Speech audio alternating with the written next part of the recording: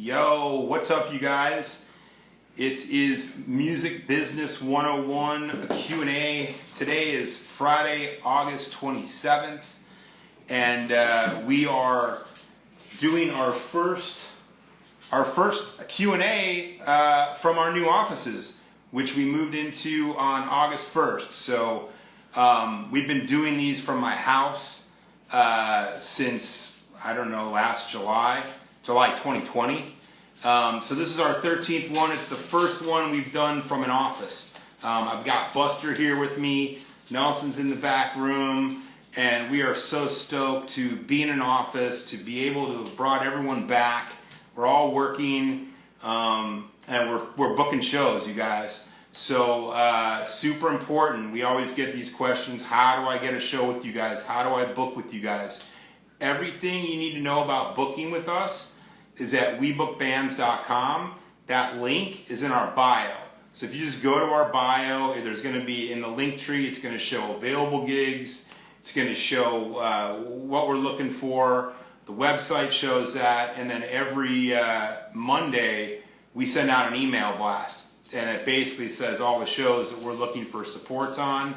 And then on Fridays, there's another newsletter that goes out, which has all the national shows that we're booking. So that's how you find out about stuff with us. Available gigs in the link in the bio and the newsletters, and you go to webookbands.com and you put your email in there, and you'll get the emails. And then you just call the office and you say, hey, what's up with that show? I want to get on that show. What's up with that Portland show? What's up with that Chicago show? It's as simple as that. Now, there are terms. I mean, we can't just be like, yo, okay, cool, get on the show. We have to screen your music. We have to make sure it fits. We have to make sure you're cool with the deal, if there's a deal. And it's just super, super important that we vet everyone that we book. Now, one of the things that's new with all of this, and we talk about this on all these Q&As, is things are changing daily with the COVID restrictions. A few months ago, if you go back and listen to these, we weren't even able to do shows. So we're just happy to be able to do shows right now. But what I can tell you, because we do shows all over the country in different cities and whatnot, some of these cities are requiring proof of vaccine and or negative test results. Some of these places are requiring proof of vaccine only. And some of these places are wide open. Florida, Texas, anything goes. Now, if you're in Florida, there were 27,000 cases reported today in Florida. 27,000 in one day in Florida. So pray for your friends in Florida. I would get the vaccine. I got the vaccine. We're all vaccinated in our office. I'm not going to preach to you guys about the vaccine, but I can tell you that it's harmless and you'll feel a lot better by getting it than not getting it and being worried about catching COVID. So we're back in the flash. We're working. It's all awesome. We had shows last night in Washington, D.C. We had shows in Phoenix last night. Tonight we have shows in Los Angeles. And I'm going to let you guys know what's upcoming. And then we're going to bring Mousa. We're going to bring Mousa Hamdan in. And Mousa manages Currency. And he's been there from the beginning of Currency's success. So upcoming, we've got Echo, Catch One tonight. Next week we have some 22G shows. We have a whole Riff Raff tour that's out. We have a whole Lloyd Banks tour that's out. We have a Kalen Raps tour that's out. We have Price from Audio Push, who just signed with Motown. We've got his tour dates out there. We're doing a bunch of stuff with Phoenix Flexin from Shoreline Mafia. We've got a bunch of Tone Stiff dates, Young Blue, 42 Doug, Casey Hill. So there's a bunch of shows, bunch of tours. Again, link in bio for the available gigs. Make sure you get the emails, get those newsletters, because that's where you find out about the gigs first. So there's a ton of stuff coming up. Next month, right here on the Q&A, I'm going to be interviewing Big A from Dog Pound Entertainment. Big A manages Dog Pound, and he's also the president of their label. Big A's been around for a long time. He's going to tell us all about his journey and really the history of West Coast rap, because Big A has been there from the beginning. And then that's going to be September 17th. And September 25th, you guys, we are having our 25th anniversary party. And we're doing it at the Viper Room in Los Angeles. We've made some tickets available to the public. They're free, but you got to find it. You got to get to our ticket link, and if you RSVP, you'll get a ticket to the 25th anniversary SHP party at Viper Room on September 25th. Lots of surprises for that one. So yeah, 25 years, you guys. It's been a crazy journey, with the past year and a half being the craziest of them all. So I want to thank you guys too for tuning in. Remember, webookbands.com to book. We're going to bring Mousa in just a second. There he is. He joined, but he didn't request, Buster. And then if you are interested in merchandise, all our merch is, and this is vintage Key Club Hollywood. If you remember the Key Club, you guys, that was the jam. All of our merch that we sell is available at shpmarket.com. Let's bring in Mousa all the way from New Orleans. Yeah. I should be here in just a sec. Yo! Yo, what's up? What's up, man? How are you? Man, what's going on, Sean? How are you? I'm good, dude. Good to see you. I was trying to remember the last time I saw you, and I don't know if it was LA or it was Hawaii or Chicago. They all kind of meld together. Hey, we've been some places together. Yeah. I mean, that's what I'm saying. Like, we've done so much work with you guys, and I know, when you're in this business, you guys, and you work with managers and tour managers and other artists, you're around them in different cities and places, and it's like they all kind of meld into one, and you never really quite remember, where you were at with them. Yeah, definitely. We've done so much touring with you and your company, so it's definitely hard to remember. Yeah. Exactly. But we know one thing: we've been around together for quite a while, which is a good thing. Well, that and we made it through COVID. It looks like, so we're here, and thankfully we're back in business. I mean, we didn't stop, but we pivoted. Which was pretty crazy. But what about you guys? So what did you guys do basically for the last, other than making music? But I mean, were you able to do any shows or live streams or? Nah, we waited. We had show requests, but we definitely passed up on a bunch of them. We wasn't sure, Currency has a young baby. He definitely didn't want to go out and come back with anything. So we just kind of just chilled. We didn't do nothing. And, we did our merch. To be honest with you, our merch went crazy. Yeah, I bet. COVID. Merch was like, I don't know, people were still buying clothes even if they had nowhere to go. So that was a good thing. Yeah, I mean, we had to, so, we talk about this on these things all the time, but we had to pivot because obviously my business is live shows. So if there's no live shows, there's no business. So we pivoted into live stream, and we pivoted into merch as well. And I think why people did so good with merch during the shutdown is nobody really knew when this was going to end. And nobody really knew if, was that the last time I was ever going to see that artist live? Is that the last time I was ever going to be at a real concert? So I feel like so I think a lot of it was like memorializing the artist and events and things of that nature. Oh, did we lose him on audio? Can't hear you. Yeah, hello? Yeah, I lost audio for a second for some reason. You're in New Orleans? Yeah, I'm in New Orleans. How's the weather? Weather has been hot, but today New Orleans is kind of going crazy. We got a hurricane in the Gulf. Yeah. So they're talking like it's going to be a direct hit to New Orleans, and the crazy part of it is it's actually hitting the same day that Katrina hit, 16 years ago. Oh man! So it's like they say it's like Katrina's daughter's sweet 16 party, because Katrina was August 29th, 2005, and now this one is scheduled to hit August 29th, 2021. So it's, a lot of people are going crazy. Gas stations are full of people trying to get gas. The interstate is full. It's taking you hours to get out the city. People are evacuating. Uh, I called Currency. I was like, "What's up?" He said, "Hey, don't call me. I'm chilling. I'm not going nowhere, bro. I'm chilling." I said, "All right. I just wanted to make sure you was good." Yeah. Are you heading out? Nah. I'm in. I actually just pulled into my driveway. Oh, cool. How close do you guys live to each other?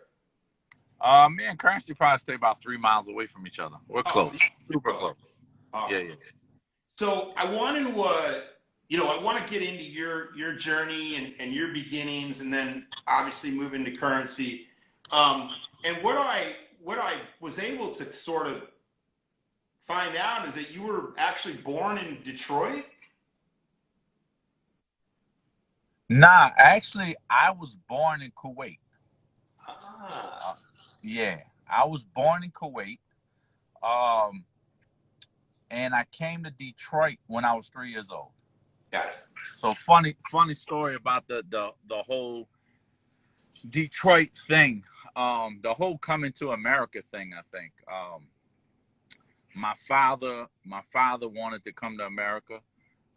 He applied for a visa, and he said he was denied, so he didn't get a visa to come. And then they had a successful shuttle launch. So my father calls himself writing a letter to the U.S. saying congratulations on the successful shuttle launch. And this was like a year later. And he was like, they followed up and sent him a letter back asking him would he like to come to America. So there, Wow. there the journey started, and he first brought us to Detroit. I came to Detroit when I was 3 years old. Now, So was he in the auto business? he worked on the assembly line at Ford Motor Company during the day, and he worked as a janitor at Montgomery Ford Hospital at night. So And yeah, we was in Detroit for probably 5 years, 6 years. He was there a little longer because I think he came to Detroit about a year and a half before us and tried to set up camp, I guess. Before he brought me, I had two older brothers and my mother. and is that, you think that that's how you got so interested in cars, was from your dad being involved? Yeah, I always did like cars because of him, of course. And then my brother, as I was growing up, my brother was into hot rodding, and he was in the cars. He used to always bring me to the races with him. So I always was interested in them, Yeah. and then eventually I went from there to opening up a car shop. Yeah, so we're going to get into that in a sec. So, what makes your family move from Detroit to New Orleans? So after my father, I guess he saved up enough money. He ended up opening up a grocery store in Cleveland, Ohio, with a partner. So we still lived in Detroit, and he just went back and forth to Cleveland with the grocery store. Then he heard through the grapevine, I guess, that there was business flourishing in New Orleans, and it was a kind of an untapped market. So basically, like they say, we loaded up the truck and moved to Beverly. Yeah. So and I do remember we loaded up his Gran Turismo and got on the highway, and we drove down to New Orleans, and he opened up a grocery store in New Orleans. Wow. And then you went to Xavier Yep. and you studied criminal justice? So I went to Xavier for pharmacy.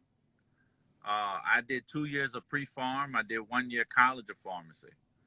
I kind of got bored of it, and I said my ultimate career goal was to be into pharmaceutical law. Mm-hmm. So I left from Xavier, and I said I'm gonna go to Southern and get my law degree. So I went to Southern of New Orleans and studied criminal law, and I graduated in a criminal justice degree. But at which point, music, I guess started making a turn. You Yeah. know, I got involved in music at Xavier. My first year at Xavier, I met a guy by the name of Dion Norman, who was his name was Devious D. He was a rapper, and he had a record. He had a deal with Alan Toussaint and Marshall Sehorn. It was called C Saint Studios. He didn't really care for his deal, and then once he decided to leave, I was like, well, let's just do it ourselves. And, you know, I had a little money to put up. I said, let's just try this independent game and see what we could do. And that's I think, hence when the music career started. And so you had graduated, or you were still going through school? No, this was my first year in college. So you're studying, but you're also on the side. You're building a little label. Yeah. I was in school for pharmacy, but my interest was in music, I think. And music just seemed more fun. What was the name of your first label? Worth the Wait Recordings. Nice. Yeah. And was he your first guy since he? Yeah, he was my first artist. I had a young artist by the name of Travis. Lil Trap was his name. He was like 12 at the time. I also had Fiend, who was later left and went to No Limit. So at that time, his name was Anti-Fiend. So Fiend was, I think, 14 or 15 when he was signed to me. So we had a label from there. But this is the time that, you know, music was a lot harder than it is now. Yeah. So you're how old? Like 20, 21 at this point? Yeah, I'm 22. Okay. Just made 22. And how do you learn the ins and outs of having a label and signing artists and deals all that quick? I end up it's crazy. I got a lawyer, and the lawyer's name was Crooks. So I had this lawyer from New Orleans who claimed to be an entertainment lawyer. So I went to him, paid him a little money to, you know, do our LLCs and the stuff that, you know, young kids don't know about, and it kind of helped us with the contracts. And then we just, you know, we kind of learned, because you got to remember at that time, it was a lot of mom and pop stores. Yeah. So it wasn't the time of digital. There was no such thing as digital. We're still on cassette tapes. Yeah. Are you selling like tapes out of the trunk and stuff? And yeah, we're selling tapes out the trunk. We're dropping tapes off to one stops. Yeah. And, you know, for people who don't know what a one stop is, it's a place that you go, basically give them 500 tapes on consignment, and they distribute it to other mom and pop record stores. Yeah.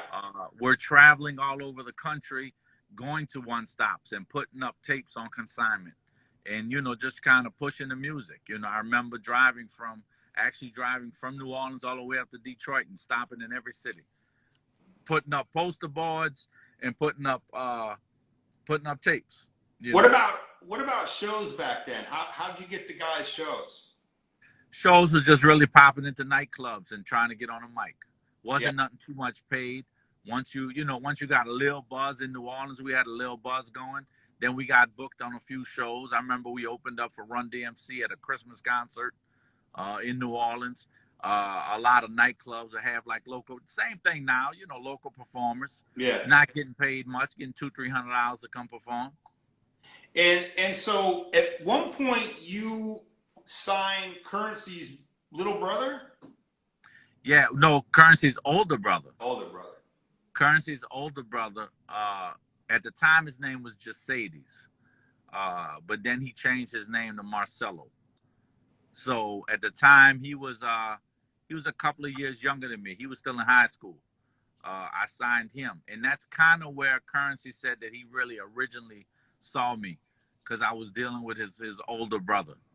And I remember when me and him finally talked is when he went to Young Money, and he was looking for management at the time, and he was like, you know, I remember you bringing the Rough Riders to the Magnolia Projects, and he was like, if you could bring the Rough Riders to the Magnolia Projects, you could do anything.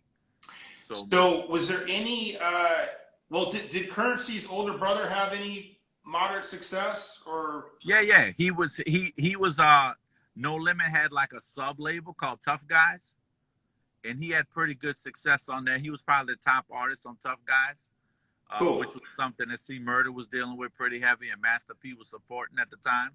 So yeah, he had good success. He had good success in the city too. He was, at the time, he was pretty popular in the city. So yeah, he definitely did. And Currency was probably 4 or 5 years younger. Currency may have been 12 or 13 at the time. Wow. And he saw what you were doing for his older brother, right? And he was hungry.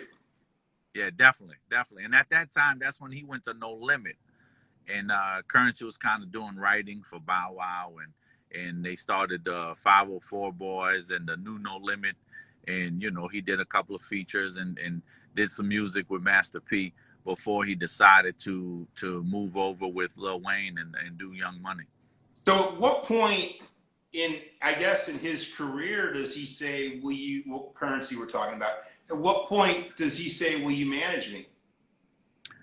His first year, I think, when he first signed with Young Money, he came to me and he was like, "Look, I'm gonna do this deal with Cash Money, Young Money at the time," and he was like, "I need a manager. So, would you be willing to manage me?" And I was like, "Yeah, of course."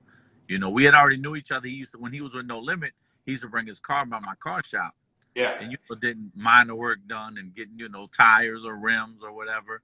So we already had a relationship, and as well as the relationship with his brother, his older brother. Yeah. So at that point, we had that, and then he was like, you're who I want to manage me, and then we started that relationship during that time. And I think I went on tour with him when he was on tour with Young Money with I think it was called the Street Dreams tour, Lil Wayne and not Gucci Man.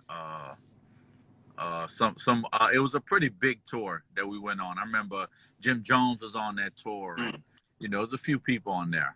Young Jeezy was on that tour.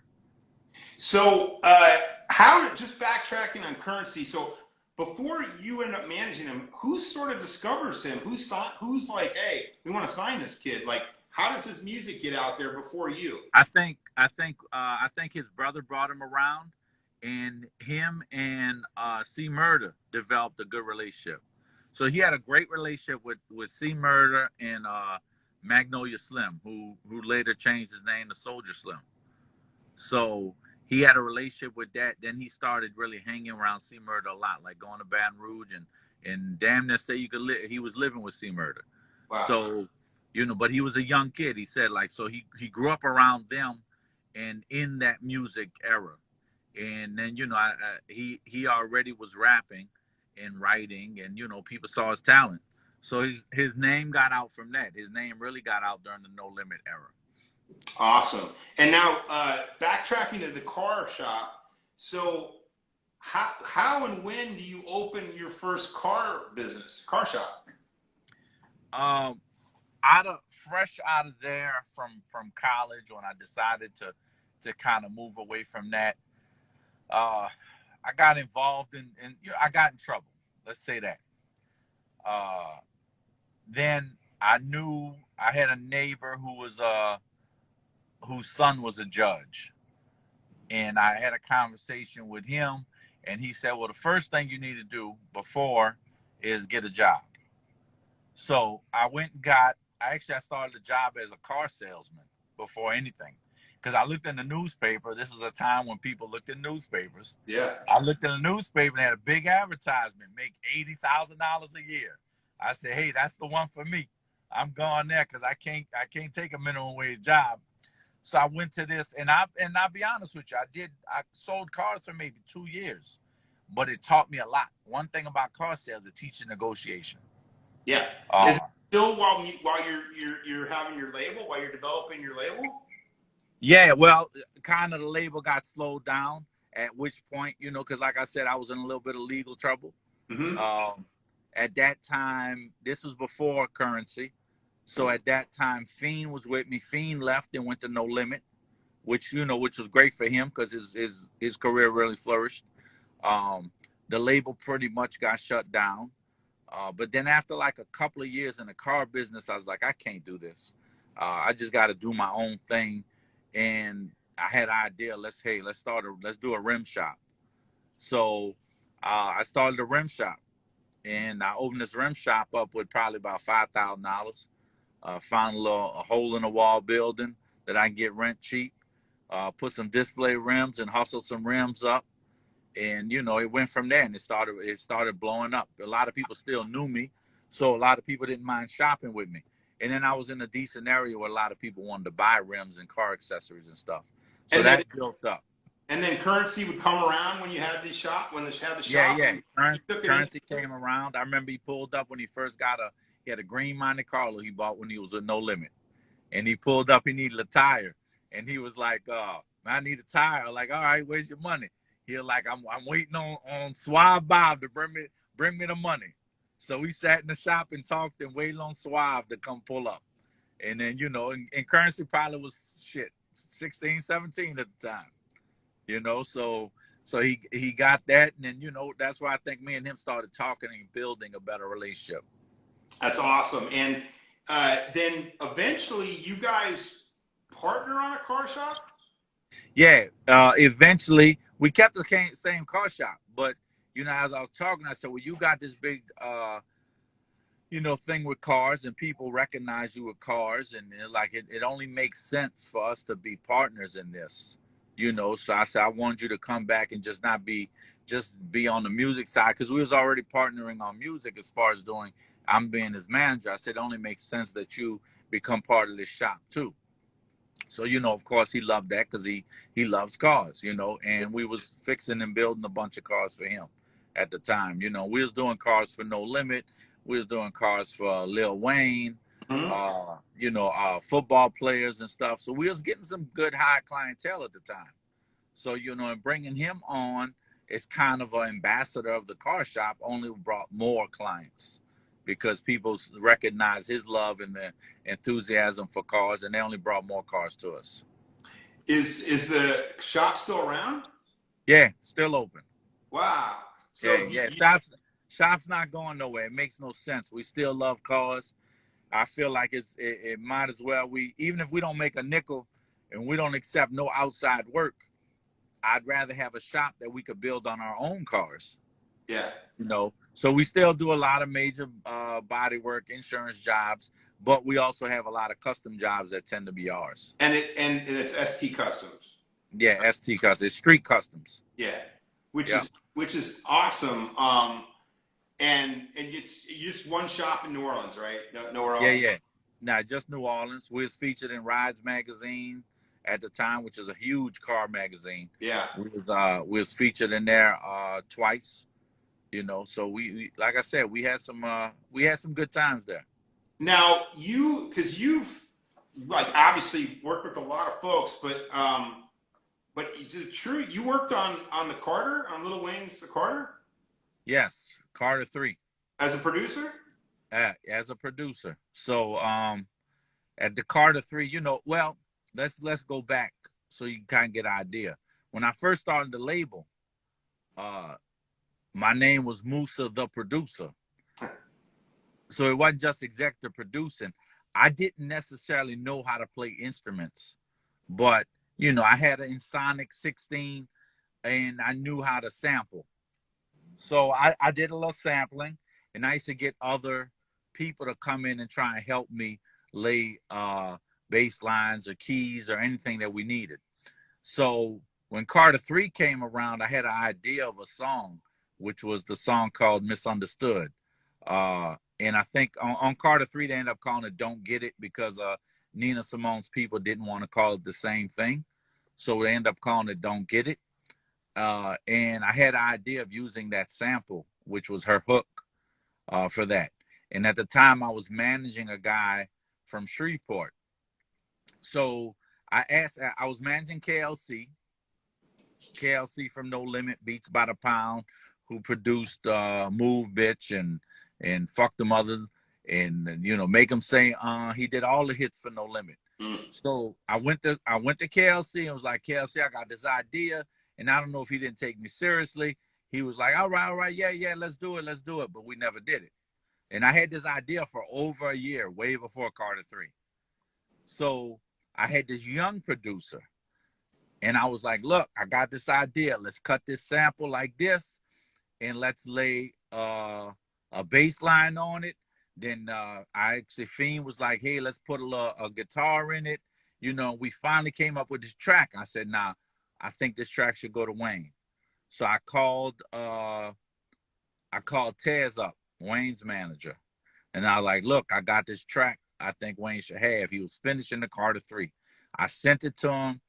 Tez called me right back, said Wayne loves it. This is gonna be the last record on his album. He's knocking it out right now. We're gonna put it together.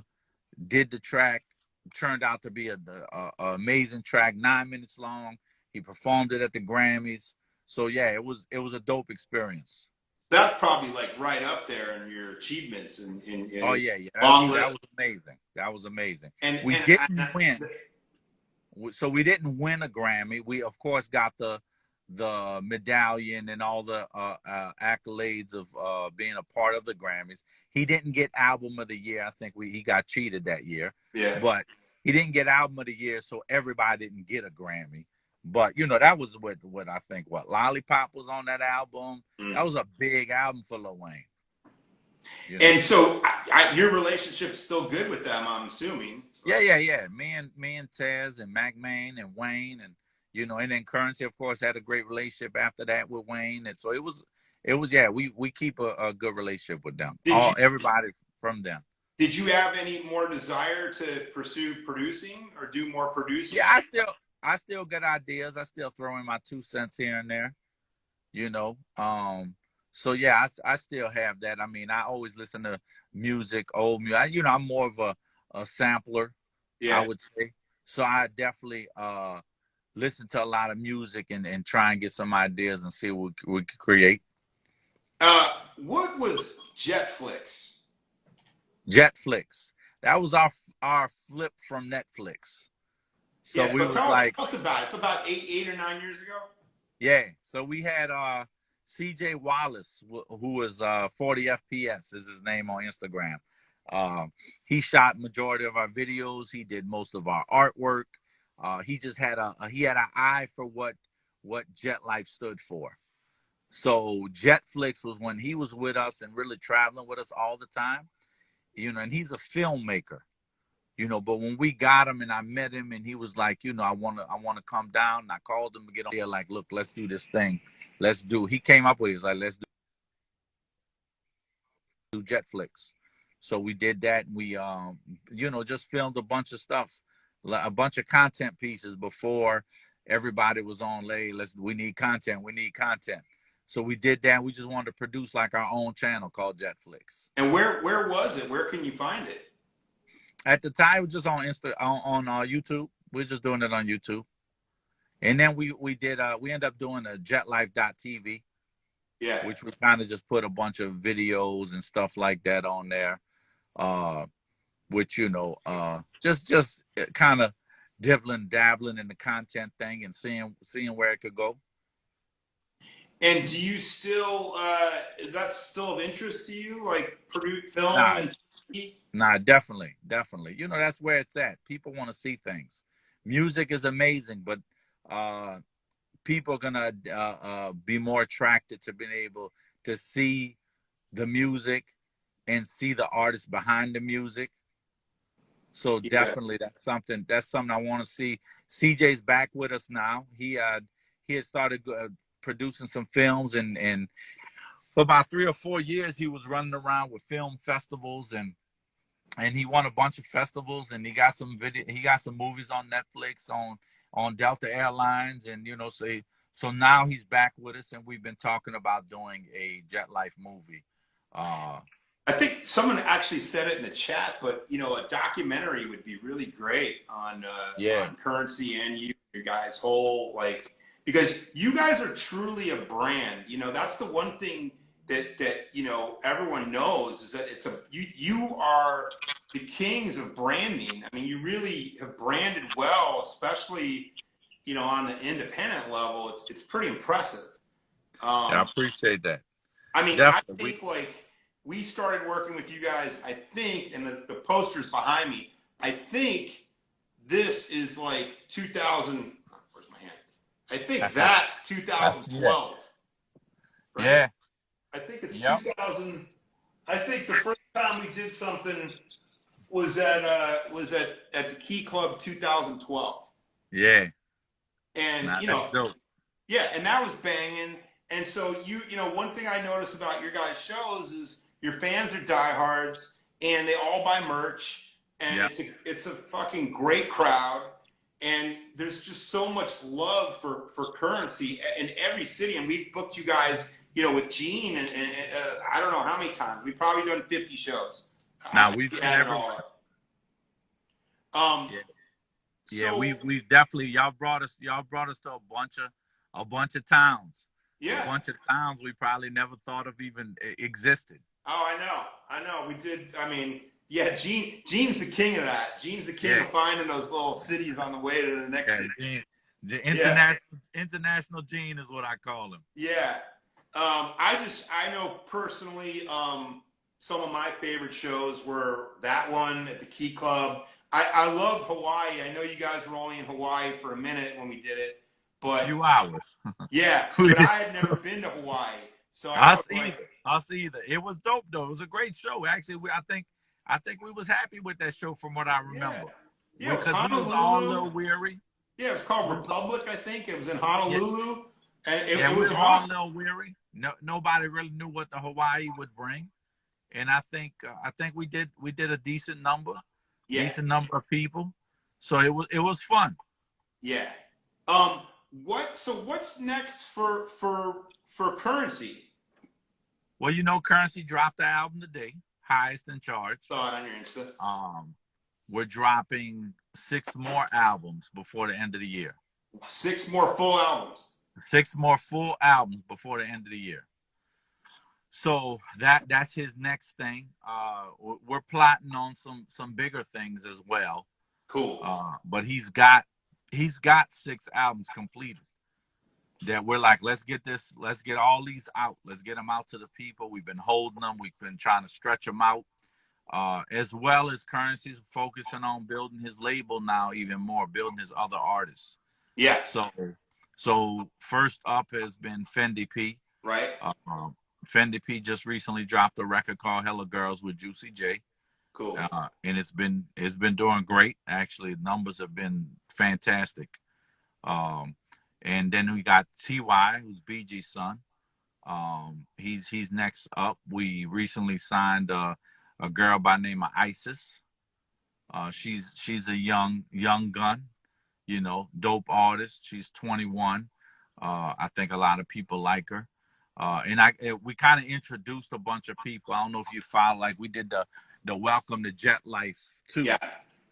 That one there, we kind of took our favorites. All those people weren't signed to us, but we kind of took our favorite people from our city and kind of shine a little light on them and see what it is.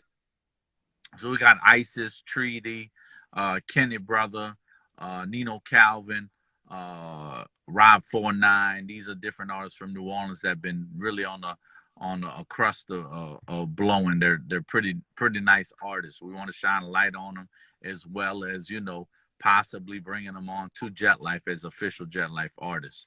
So Currency has been like to that point of building the brand, building the label, building the apparel, doing collabs, with the apparel, and just building relationships. We got a lot of stuff. We've been talking with NASCAR.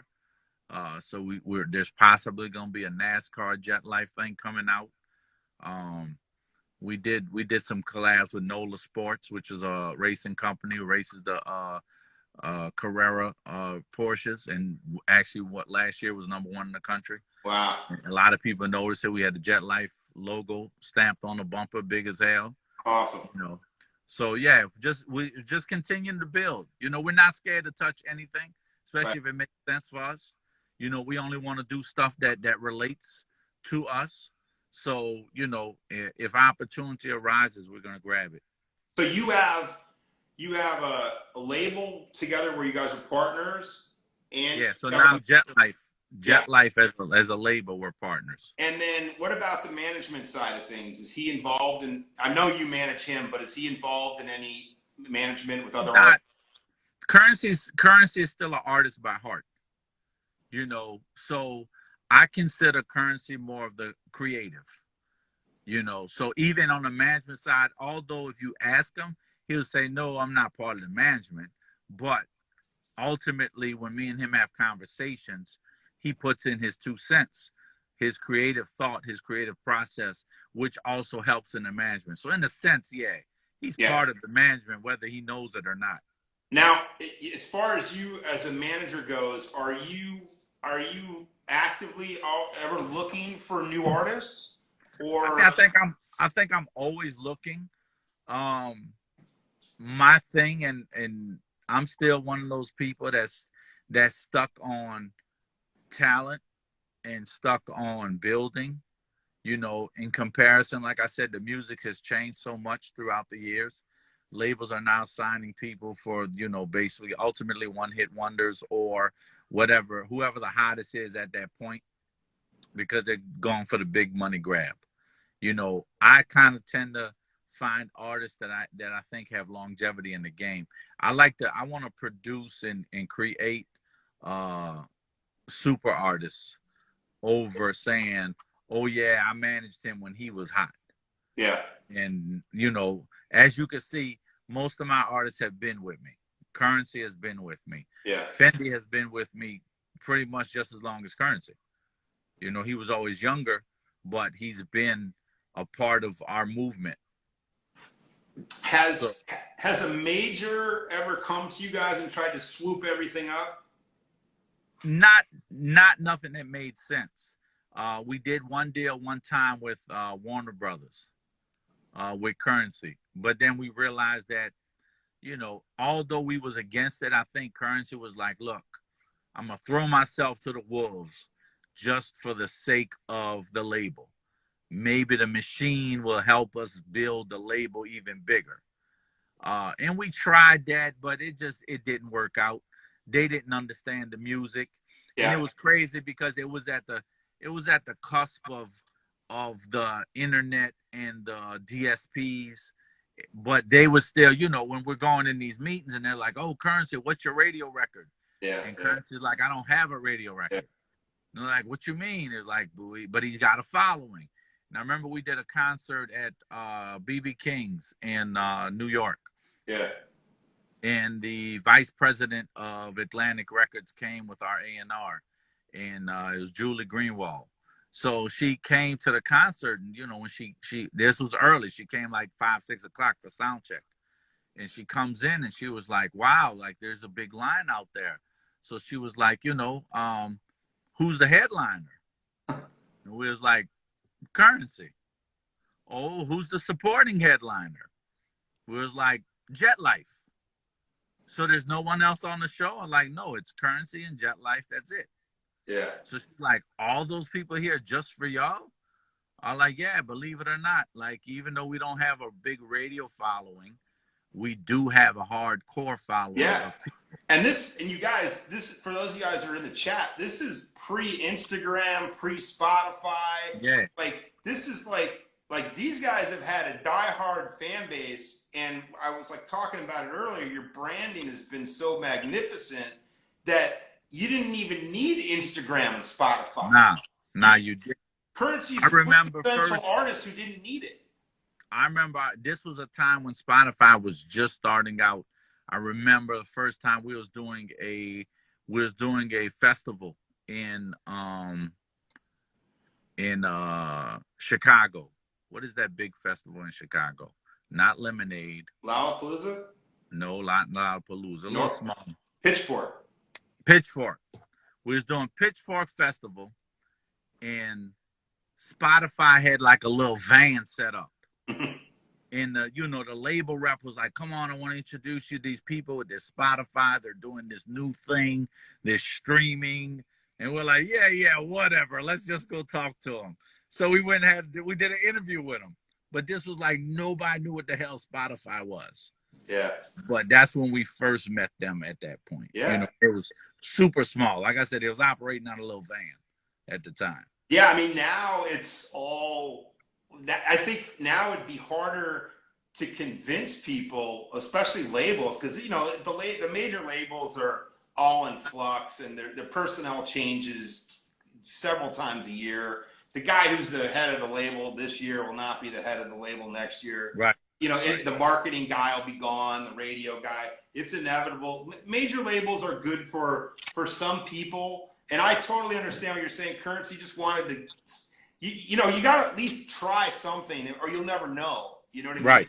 even if you go into it knowing, you know what, I know this shit's not going to work for me, but I know people have done it. I just got to see what it tastes like. You know what I mean? And you know. Yeah, and this was a time that Warner Brothers had just signed Rick Ross's label. So they had Wale, they had Meek Mill. Yeah. Meek Mill hadn't dropped his first album yet. The label was kind of excited about, you know, Meek and Wale, and you know, they had these radio records. So even though our A&R Nigel Talley, he was a great support and a fan of what we was doing, and he kind of understood what we was doing. The label didn't, you know, and they didn't, and it kind of got frustrating to the point that we was like, look, we want to leave, and we end up buying ourselves out the contract. We gave him. Was it one album deal? Nah, he had a 5-album deal with him. Wow. We had a real label contract. It was like we did 5-album deal. We did a mixtape with him. We did one mixtape. We actually did about 3 or 4 mixtapes with him, and then we did 2 albums. And then it's just like, you know, we wasn't seeing it. It wasn't, the relationship just wasn't there, and it was no ill will. Yeah. We just, you know, we was like, it's just not working for us, and we wanted out, and, you know, we opted to buy ourselves out, and ultimately we buy ourselves back into the independent game. And I started doing some music with Empire Distribution. Yeah. So are you guys working with Empire currently? Yeah, we're still currently working with Empire. There's also a new company by the name of Sparta, who's under, I think, 300. And cool. The new Fendi song, the Hella Girls 2, we dropped that through Sparta Distribution. Awesome. You know, and they've been doing an amazing job with it. That's fantastic, man. Well, you know, you guys really are the quintessential quote unquote independent artists, and you know, I got to ask you though, because your merchandise is so specific and so good. Who designs it? Who does the art? It's a collab, I think, of me. We get Currency's ideas, of course. We got a graphic designer by the name of Dennis, who's out of California. So Dennis is ultimately the last person because he's the most trained in that. We'll shoot him some ideas. Sometimes he shoots us ideas, but he's worked for several companies. He's worked for Mitchell & Ness. He's worked for LRG. He's worked for, you know, different companies. So he knew the tech packing, and, you know, I've kind of learned more and more from him as well. But the designs really come from us. My guy Rome, we talk to Fendi. It's basically everybody who's in the label. We sit in the office during the day and we just talk shit and we talk ideas. That's awesome. What do you want to see? What do you like? And then, boom, we try and make it happen. Our main focus was, I think, switching. At one point, we did tour merch, is what I called it. You know, it's what we brought on tour. It was the, you know, pictures of the album cover, a picture of the tour with the. I wanted to add the cities on the date, like back when they used to do rock and roll and rap tours, where the cities was on the back, you know, and that was selling good. But then we kind of started switching into more of what we consider now apparel over tour merch. Yeah. More of something, fashion statements, more of a streetwear. Yeah, 100%. And so where does Currency record? Where does he makes all this music. Where does he do it at? Jetlife Recording Studios. And now, is that where your management offices are too, or is that a separate building? The recording studios is actually in the back of my house. So we have a separate building in the back of the house. So that's the studio, you know. Then we have our actual office, which is on Canal Street in New Orleans. And so, yeah, the studio isn't. The studio is at the house. If he wants to record at like 4 a.m.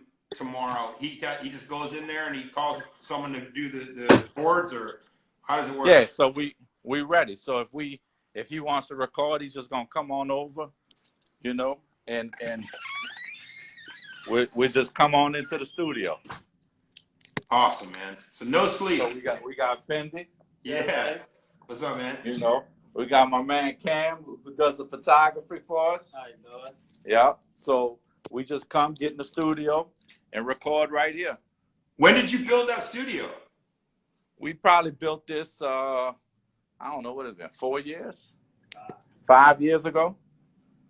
You Nice. know, we already had like, home studios, but then we was like, let's take this back room and make it a real studio, pad the walls, build a sound room where at the time we wasn't doing none of that. But now we did all that, and because it didn't make sense to keep renting studios and Yeah. having scheduled studios when now we could just, whenever he wants to record, if Fendi wants to record, if TY wants to record, or Aaliyah, any one of our artists that want to record, the studio's available, and it's only open to us. It's We've awesome, had man. other, we've let other artists record here. NBA Young Boys recorded here. No Cap is recorded here. Quando Rondo, because we're good friends with Feet, who runs that label, the Young Money. So from there we kind of just decided to keep it just to us and close personal friends.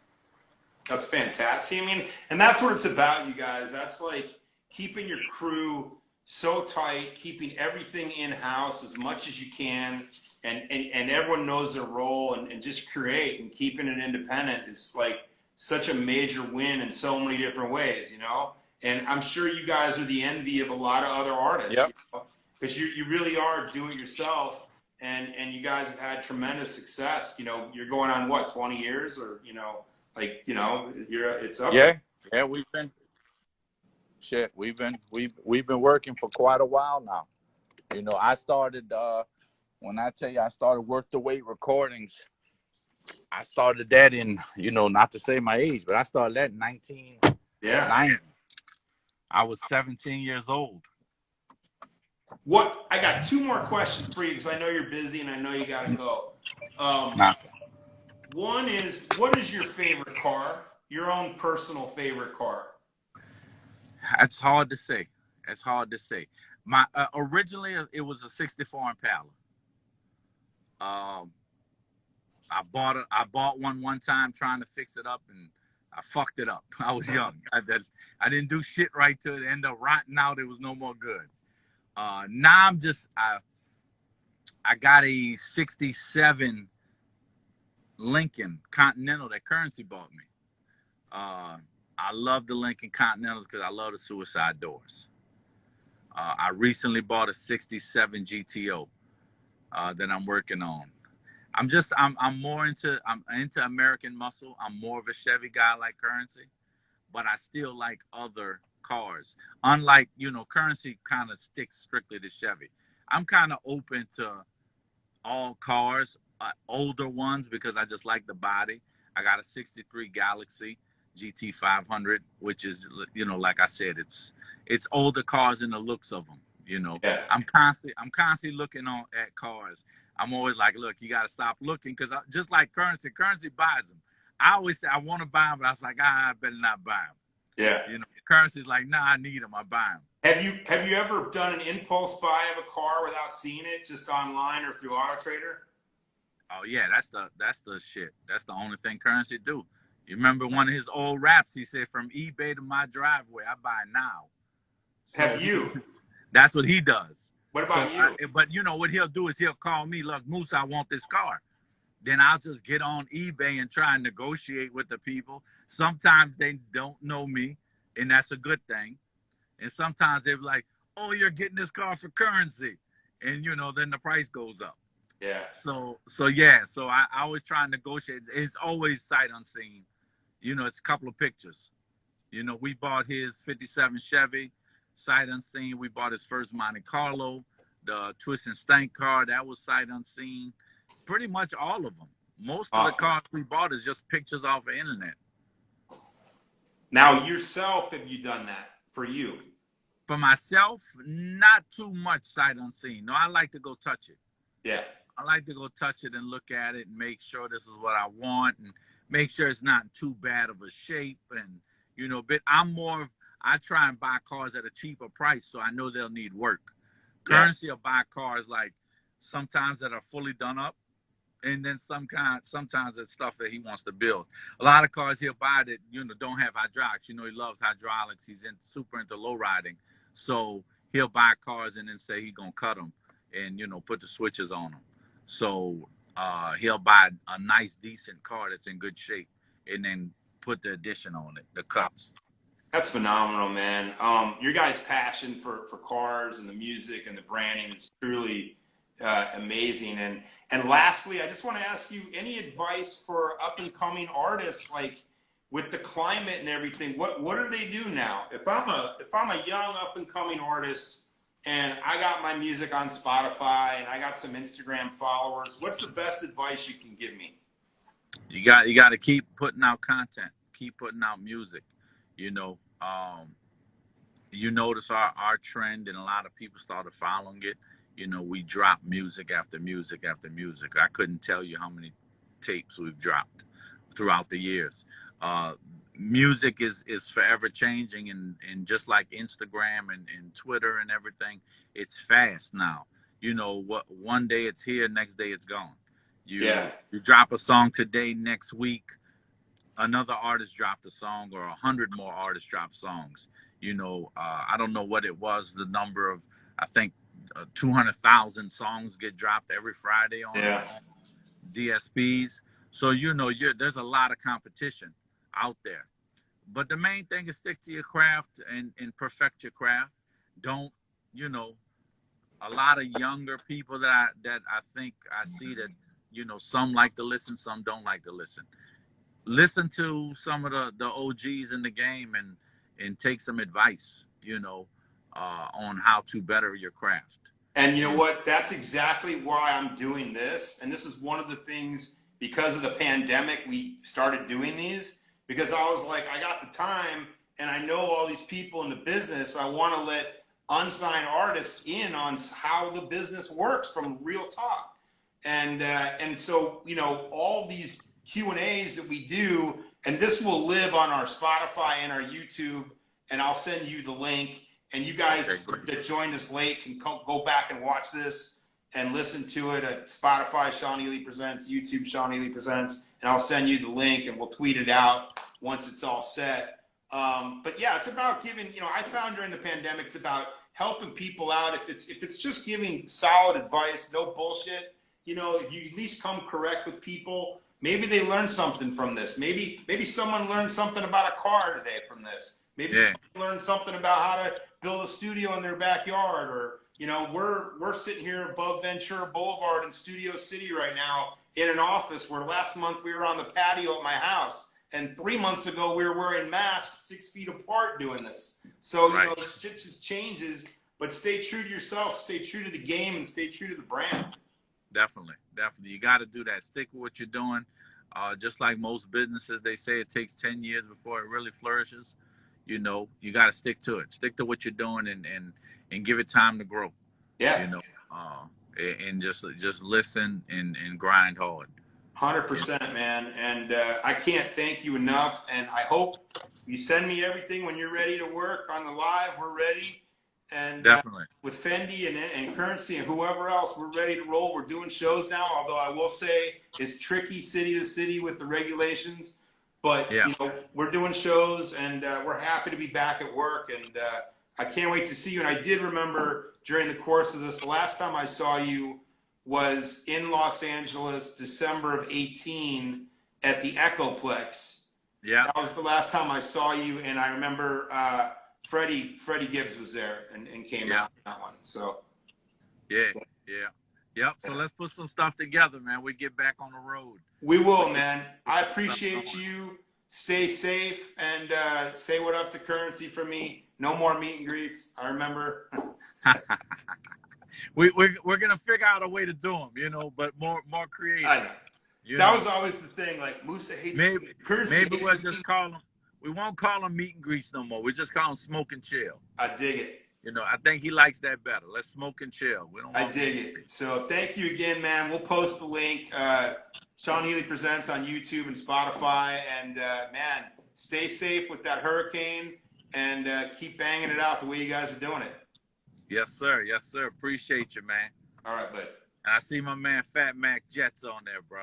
Oh Shout out yeah, to Fat shout Mac. outs to. Shout out to the Fat Mac, bro. There you go, man. And All right, Sean. All all right, right, good boss. talking to you, bro. I'll see Later. you. Yep. Peace.